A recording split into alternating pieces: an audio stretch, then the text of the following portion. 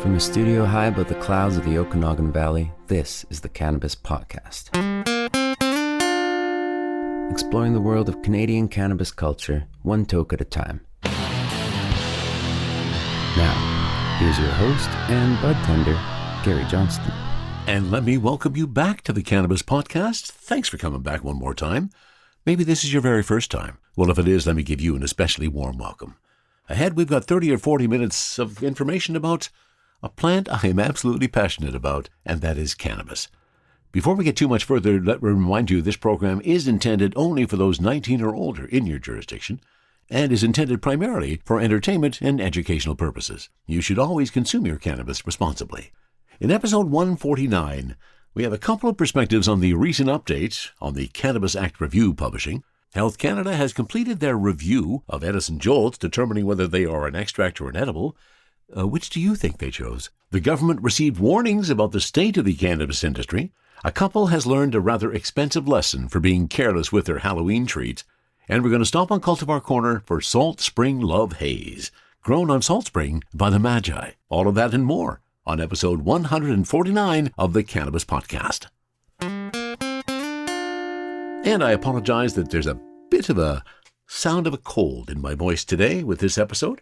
You'll see that in some pieces because some were pre-recorded when I didn't have the cold. But I think I'm in still fine enough shape that we can get there. I want to thank you for being a listener. Thank you so much for being here. I truly appreciate it.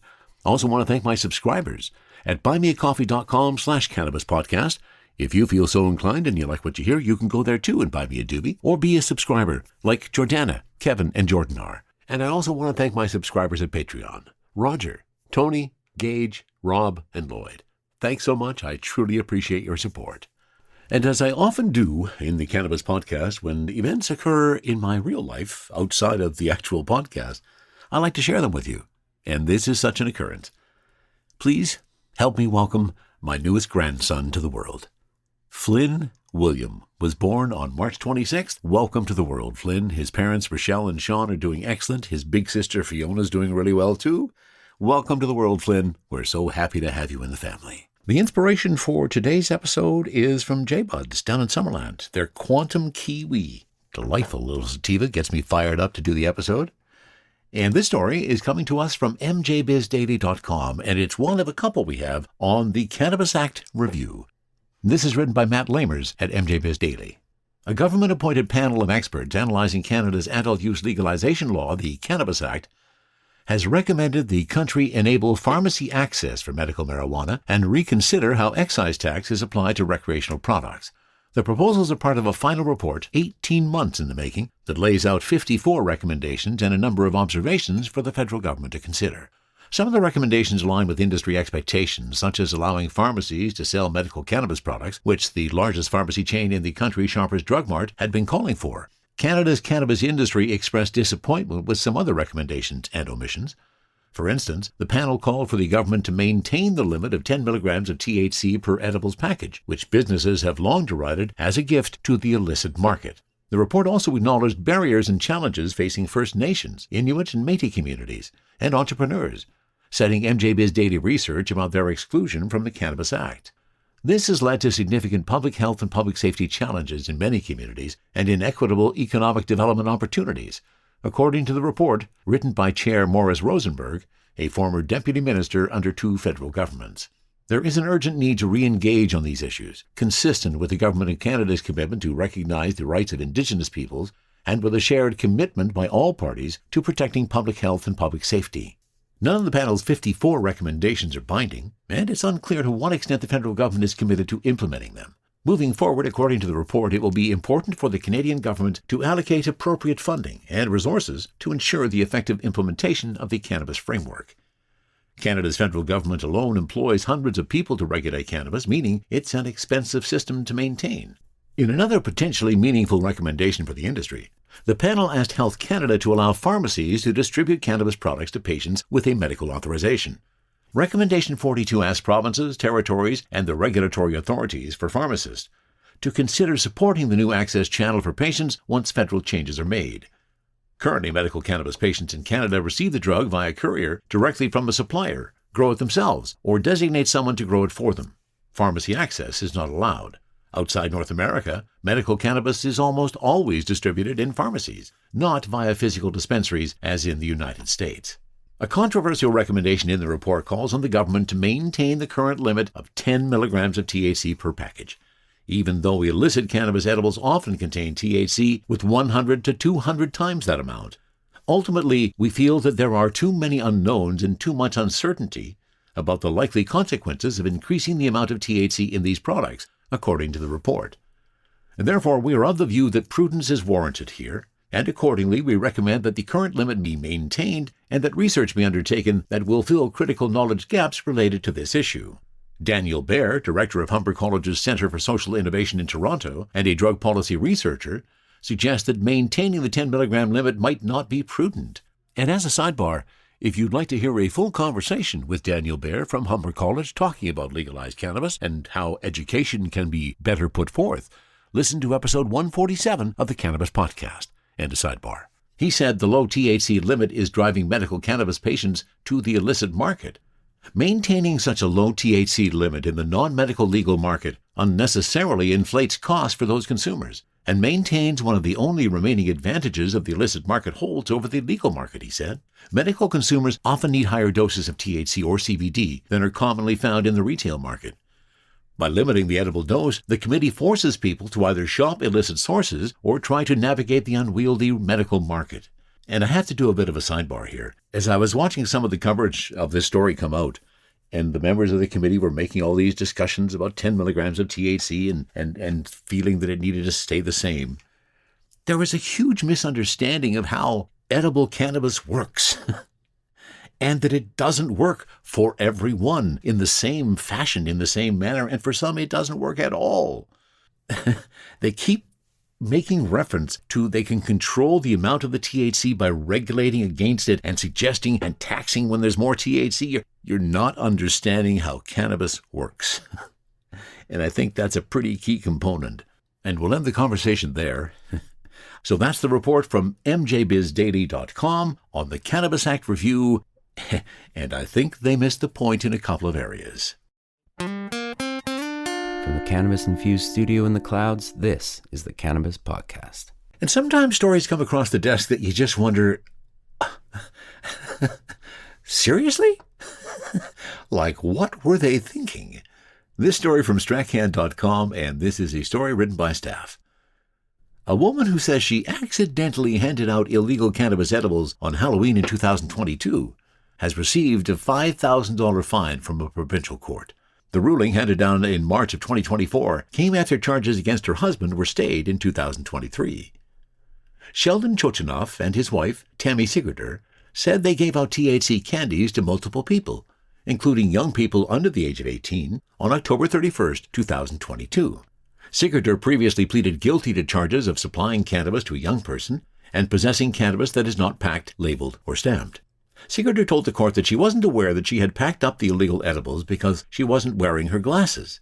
She said the edibles, which were packaged to look like Nerds and other branded candy, were her husband's property. She also said he did not notice that the candy he was handing out was the cannabis-infused edibles. The couple says they didn't realize what they had done until people began posting pictures of the candy on social media. The husband and wife then provided the police with a detailed statement.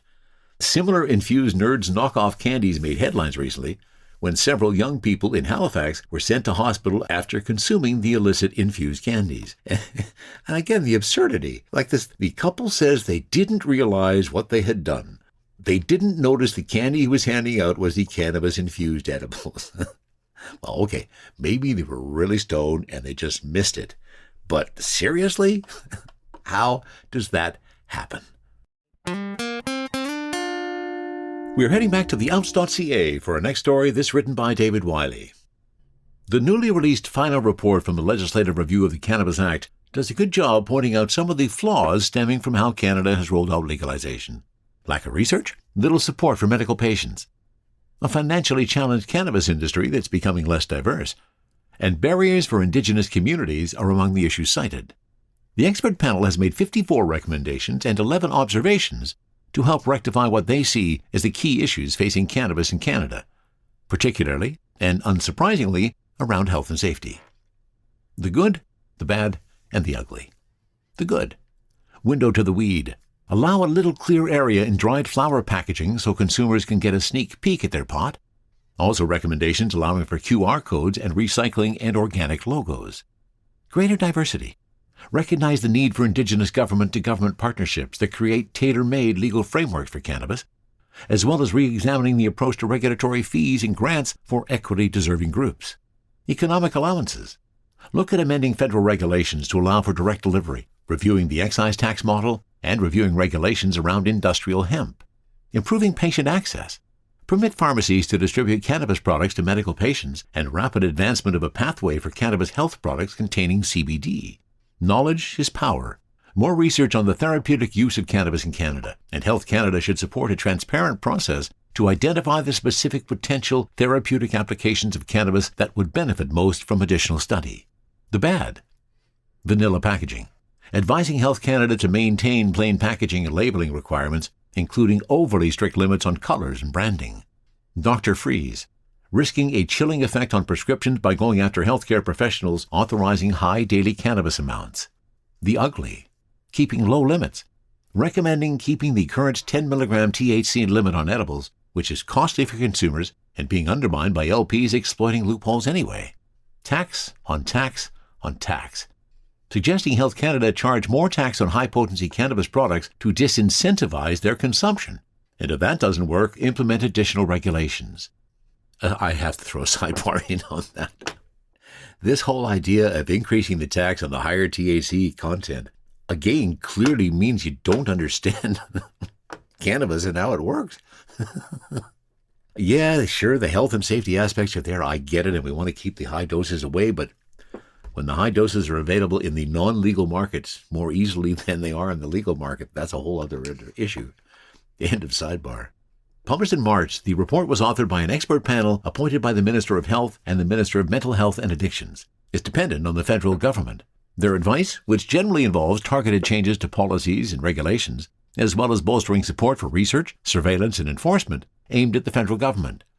Though they say they made some observations that could apply to provinces, municipalities, law enforcement, and healthcare providers. We call for amendments to the Cannabis Act, facilitating a collaborative process with Indigenous communities that would allow those who wish to exert more control over cannabis-related activities in their territories to enter into nation-to-nation agreements with the Government of Canada, based on agreed-upon minimum standards to protect public health and public safety.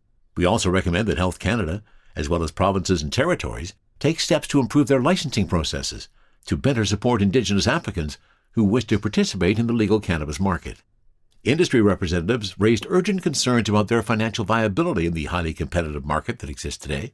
These concerns are well-founded. However, any efforts to support the industry must be consistent with the public health and public safety objectives of the Act and not aim to increase the amount of cannabis consumed or the number of Canadians who use cannabis. The Government of Canada should support continued displacement of the illicit market while maintaining measures that protect public health and public safety.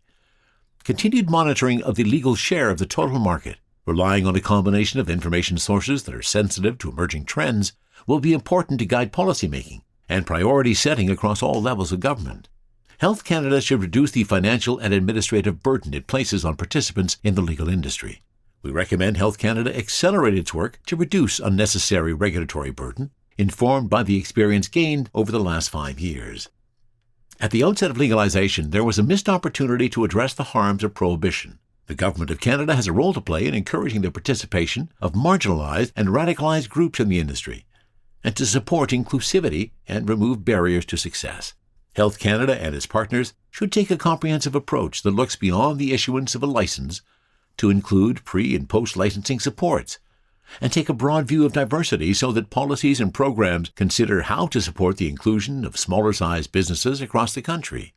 We would like to see substantial improvement in the state of knowledge about the differential impacts of legalization on equity-deserving groups, as well as measures taken to address identified issues. One of the issues we heard about most was the amount of THC permitted in edible cannabis products. While industry stakeholders favored increasing the limit to encourage consumers to shift to the legal market, public health stakeholders considered this, citing concerns about the potential impact on child poisonings, cannabis-related emergency room visits, and mental health impacts. Given these concerns, we believe Health Canada should maintain the current limit of 10 milligrams of THC per package in edible cannabis products, and continue to develop the knowledge base in this area to determine whether there are conditions under which the limit could be raised without unduly impacting public health.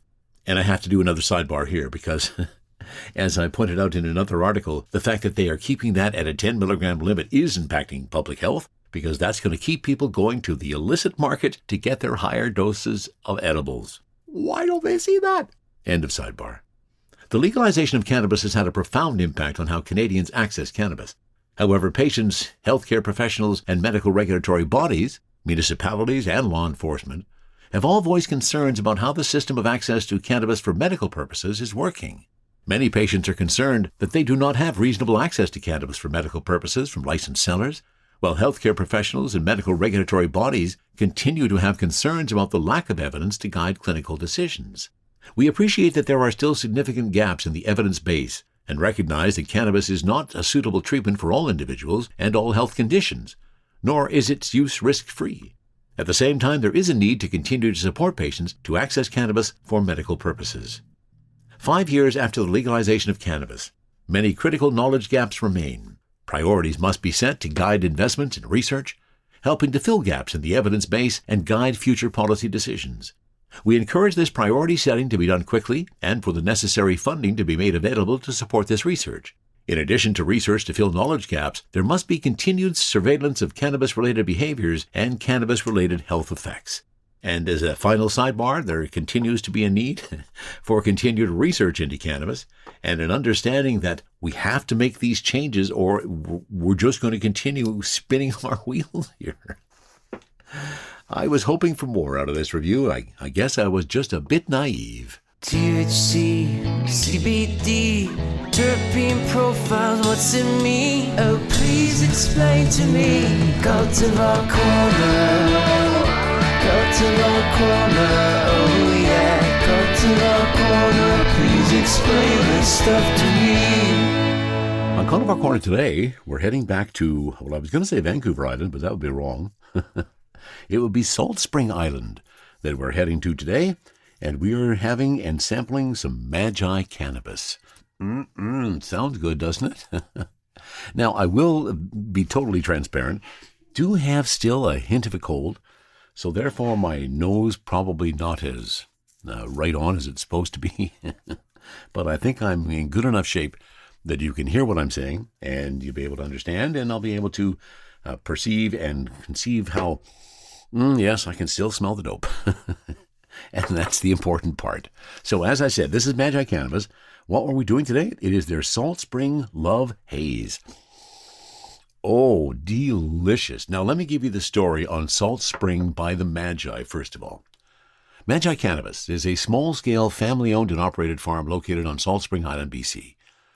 As a second-generation craft grower, they have deep love for the cannabis plants they cultivate. That love is evident in the exceptional products they work hard to create. Josh and Nadine have been dedicated to growing fine cannabis since the 1990s. As longtime islanders, they employ a small team of family and friends and are committed to paying living wages and providing long-term jobs for local residents. There's years of experience in medical cannabis production and recently completed building a Health Canada-approved custom-designed facility for their micro-cultivation license. At Magi Cannabis, we celebrate the magic of this powerful plant medicine, which can help transform consciousness and support physical and mental health. We have deep respect for the land we live on and the water and energy we use, and are grateful to be able to offer the gift of flowers to discerning consumers. And as I tell you, as I opened up the package for my Saltspring Love Haze from Magi of Saltspring Island, delicious aromas, even when I have a bit of a cold, still picking up those beautiful notes. What are my THCs? THC sitting at 25.4, and surprisingly enough, on the package, this is one of those rare instances where they're not listing the terpenes, either what they are or how much they are on the packaging. So let's go to the website and see what we can determine from that perspective. So here's how Grown on Saltspring by the Magi does their cannabis. We're a small crew of growers and trimmers. Many of us are second-generation cannabis producers. The aim is premium flower with a delightful smoking experience. Always looking for a flower that perfectly characterizes the great qualities of its particular variety in aroma, taste, and effect, as well as a consistently smooth burn. Small batch artisanal cannabis grown in virgin coir for a consistent burn. 2-week whole plant cold cure for a smooth smoke. Hand-trimmed dry to preserve terps and trichomes. And tested and pure non-irradiated. So let's talk about Saltspring Love Haze. That's the cultivar we have on tap for today. The Rainforest Romancer is what they call it. Let me get my Air Max all ready, so when we are ready to go, it'll be ready to pop. The potency, medium THC of 21 to 26%. Your aroma and flavor is tropical fruit, cream-filled pastry, and springtime forest. A bit of all of those is what's going to find in there. Your main terpenes, terpinolene, ocimene, and caryophyllene. Saltspring Love Haze, the heartthrob of the cannabis world, is like the George Clooney of strains. This cherished super lemon haze cut will have you swooning in no time. Picture yourself in the heart of a Pacific Northwest rainforest, surrounded by ancient trees, and then take a hit. The aroma? It's a tropical fruit fiesta, a cream-filled pastry carnival, and a whispering springtime forest symphony all rolled into one. With terpinolene, ocimene, and caryophyllene as the main terpene maestros. It's like your taste buds just won the lottery and are dancing to a rainforest rhythm. Saltspring Love Haze will sweep you off your feet faster than a rainstorm during an outdoor wedding. That's one of the best descriptions of cannabis I've read in the last 5 years. Thank you for that, Saltspring Love. Magi, grown on Saltspring by the Magi. What a great name that is, too. So, I've got a joint ready. The Air Max is warming up. Let me get that up to the proper temperature. There it goes. And let's start with the joint. This is Saltspring Love Haze, a nice sativa, and I'm looking for a good sativa today.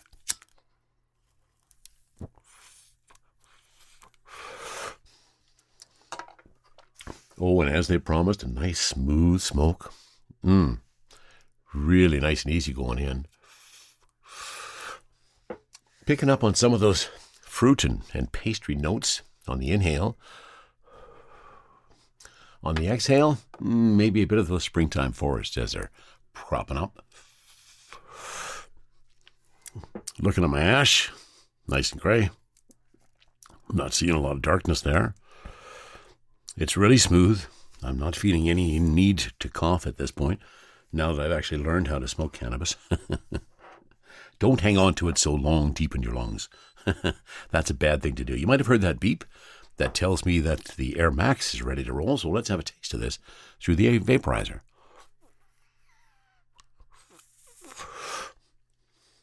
Oh, much more of those pastry notes are coming in, a cream-filled pastry carnival.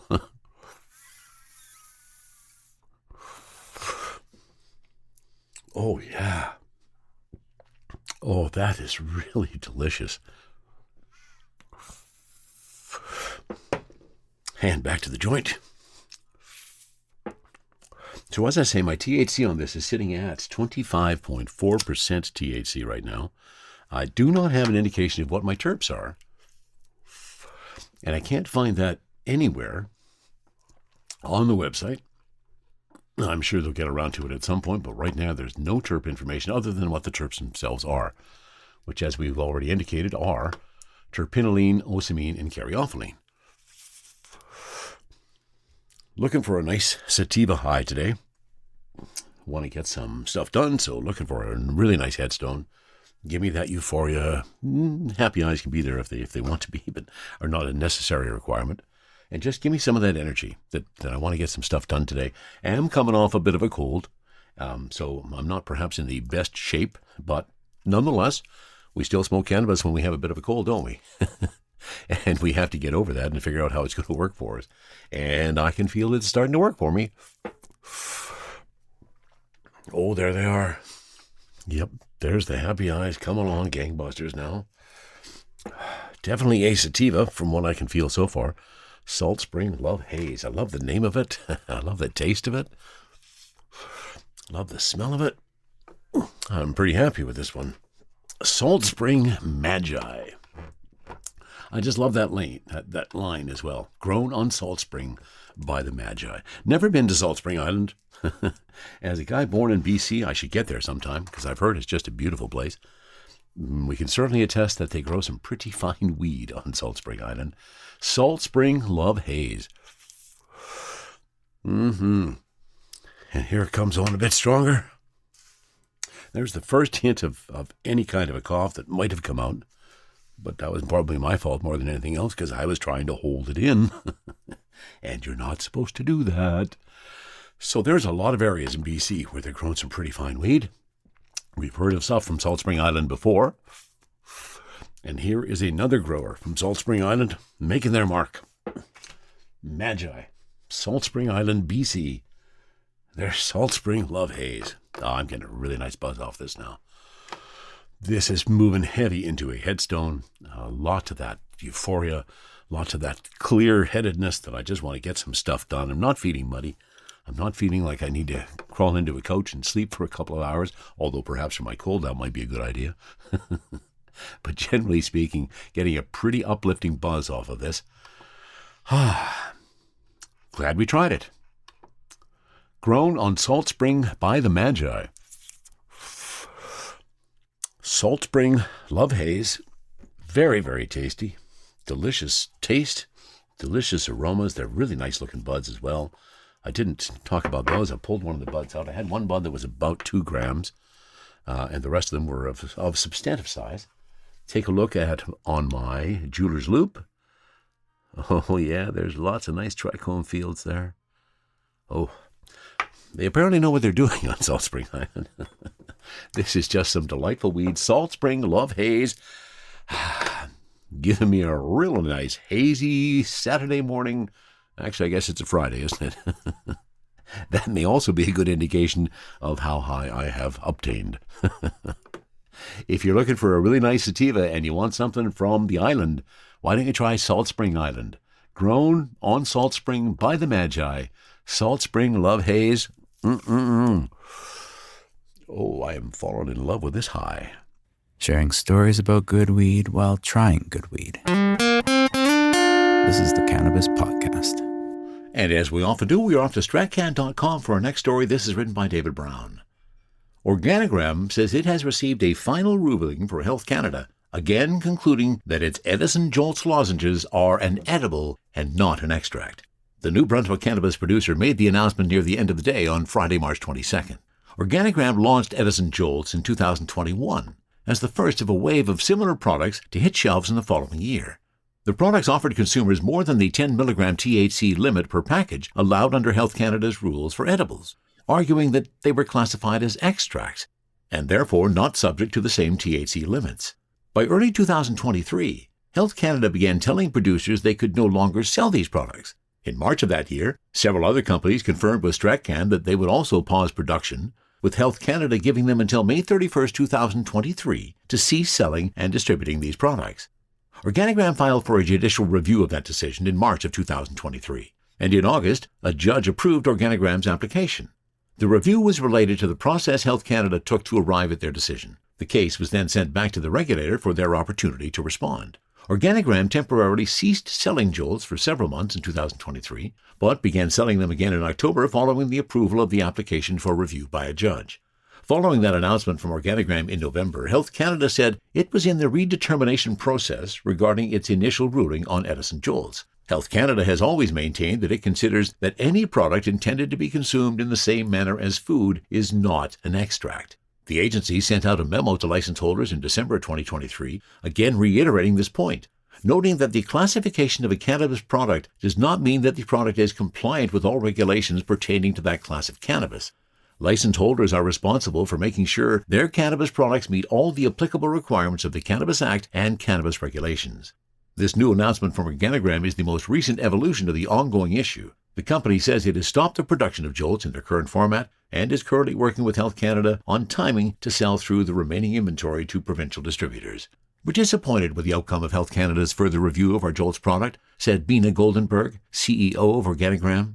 Our patented Jolts lozenges were launched over 2 years ago following significant research and development. and was specifically designed to appeal to consumers looking to access regulated and tested ingestible products from the legal market that met their needs for potency and price. We are currently assessing our options to continue to meet the needs of consumers while retaining them within the legal market. Organigram reported $2.9 million in sales of their Edison Jolt lozenges in their most recent quarterly report of Q1 of 2024. So there you go. Health Canada has finally ruled Jolts are indeed an edible. From a studio high above the clouds of the Okanagan Valley, this is the Cannabis Podcast. And to mjbizdaily.com we go for our next story. Canadian Finance Minister Chrystia Freeland was warned last fall about systemic financial distress facing the country's cannabis producers, including skyrocketing tax debt and widespread insolvencies. The calamities facing the industry were spelled out in briefing materials obtained through an access to information request and shared with MJ Biz Daily. One of the documents included with a briefing note, drafted by an official within the Department of Finance Canada's tax policy branch, updates Freeland on the financial state of Canada's adult use market. According to the report, it remains the case that after 5 years of legalization, there are no licensed producers of legal cannabis products that are consistently profitable. The briefing note titled, Update on Financial Distress in Canada's Production Industry, documents a litany of issues facing the sector, including unfair profits earned by some provincially owned cannabis wholesalers, snowballing unpaid excise taxes by cannabis producers, almost no sustainable profits earned by cannabis companies, a disproportionate number of cannabis producers entering creditor protection and even bankruptcy, falling prices made worse by inventory liquidations by companies that go under. A separate memorandum marked secret was sent to the Minister of Finance and was almost entirely redacted. The financial distress briefing note came amid the industry's lobbying efforts to ease taxes levied against cannabis producers. Industry group Cannabis Council of Canada told MJ Biz Daily it had briefed officials at the Department of Finance Canada and Health Canada many times about the lopsidedness in marijuana taxes and regulation, but had limited success. It's the federal government's model. Over and over, we suggested so many ways to fix this. Lowering the tax rate, fixing the clumsy excise stamp administration, removing taxes for patients, and more. Rick Savone, Cannabis Council Chair, said when asked by MJ Biz Daily to comment on the briefing materials. The federal government's design of the program is flawed in so many levels, but it's their own design. Maybe the next federal budget will finally acknowledge our industry's financial struggles by delivering concrete actions, as Minister Freeland has done recently for other regulated industries. The briefing note said that dried cannabis, which represents the majority market share, is still subject to excise duties of $1 Canadian per gram or 10% of the wholesale price, whichever is higher. And the report acknowledges, however, that in practice, the 10% rate rarely applies. That might be the first time the government acknowledged the excise tax is usually $1 per gram of dried cannabis, which is generally much higher than 10% of the wholesale price. The report to Freeland shows that Canada's cannabis producers increasingly are falling behind on their federal excise tax obligations. Federally licensed cannabis producers owed the Canada Revenue Agency $279 million as of June 2023. The briefing materials for Freeland also acknowledge the disproportionate number of cannabis companies that have filed for creditor protection. In addition, 14 cannabis companies filed for creditor protection in 2022 under the Companies Creditors Arrangement Act, representing 36% of all CCAA filings last year. Another 12 companies have filed a concern with the Office of the Superintendent of Bankruptcy in 2023. The federal report notes that some provincial governments are extracting more profit from the cannabis industry than expected, while almost no consistent profit is earned in the private sector. Provincial governments receive money from the cannabis industry mainly in two ways. Most provinces sign coordinated cannabis taxation agreements, in which the federal government collects the cannabis excise tax and redistributes roughly 3/4 of it back to provincial coffers, through province-owned wholesalers, or in Quebec's case, province-owned retail stores. So, more focus on why this industry is not getting the adjustments that some other industries are. The federal government was aware of it, but apparently they chose to do nothing about it, or at least just let it sit on the shelf and hopefully they'll forget about it. That's not the way this industry is going to get better. I thought it was interesting on February 14th when the government released their tiny little bulletin announcing that cannabis consumption spaces would now be allowed near cannabis stores with certain regulations and restrictions, of course. They also published Cannabis What's Legal, an update on February 14th of our cannabis laws in British Columbia. And I thought it was kind of worth a chance to go back and let's remember exactly where we are and what our current context is. The legal age, you must be 19 years or older to buy, use, possess, or grow non-medical cannabis in BC. But to protect your health, keep young people safe, and help prevent crime in your community, non-medical cannabis is sold exclusively at government-run stores, licensed private retailers, and the BC government's online store. The BC Liquor Distribution Branch operates public retail stores and an online store. The Liquor and Cannabis Regulation Branch is responsible for licensing and monitoring private retail stores. Licensed private retailers may sell cannabis and cannabis accessories. They may not sell liquor or tobacco or any items other than cannabis and cannabis accessories. Possession. Adults 19 plus can carry up to 30 grams of dried non-medical cannabis or its equivalent in a public place. In addition, adults can not possess any more than 1,000 grams of dried non-medical cannabis or its equivalent in a non-public place, such as at your home. This limit is per household and is based on the expected yield from 4 cannabis plants. So they're expecting, as a bit of a sidebar, they're expecting 1,000 grams out of 4 cannabis plants. That's as much as you can have at home. Public use. Adults 19 plus can generally smoke or vape cannabis in public spaces where tobacco smoking and vaping are allowed. But remember, secondhand smoke can be harmful and irritating to people, especially children, so be mindful when smoking in public spaces. Smoking and vaping cannabis are not allowed in the following public places: playgrounds, sports fields, skate parks, swimming pools and spray pools, or any decks or seating areas associated to these places. Public buildings, workplaces, or common areas of apartments, condos, or dormitories, and within 6 meters of air intakes, windows, and doorways attached to these places. Within 6 meters of bus stops, transit shelters, train stations, ferry docks, and similar places. Regional and municipal parks except for designated campsites. Provincial parks except for areas identified or designated. Health board properties except in designated smoking areas. Registered hotel guests may smoke or vape cannabis in their hotel room if the hotel allows it. Community care facilities, assisted living residences, and hospitals may designate specific rooms in which residents or patients can smoke or vape cannabis.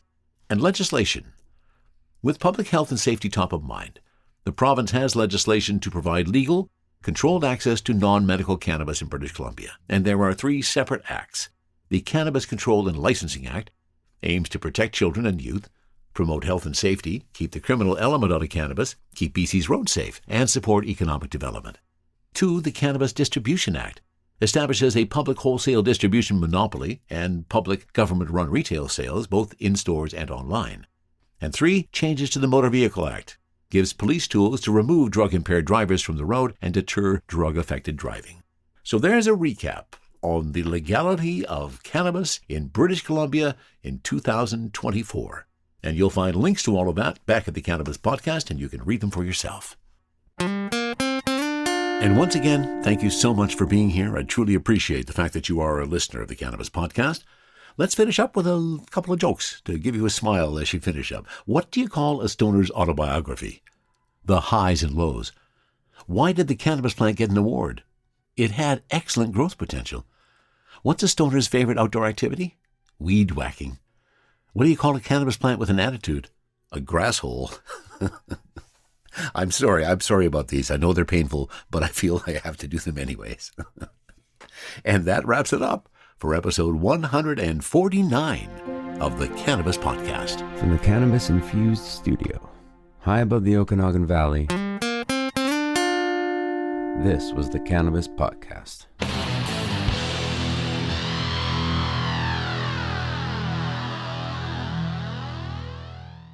Thanks for listening to today's show. To check out more great cannabis podcasts, go to podconnects.com.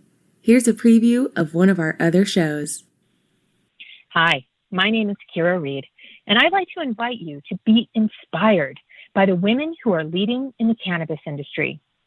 Each week, we will discuss empowerment, leadership, and what it means to be a woman in charge in marijuana, hemp, and CBD. As the founder of the Women Empowered in Cannabis community, I have had the great pleasure to get to know many brilliant and talented women who are CEOs, executives, politicians, advocates, and community leaders that are focused on creating a cannabis economy that is just, fair, and equal. We'll learn how these women make decisions, how they navigate a predominantly male industry, and what they're doing to level the playing field for women. I hope you'll join us.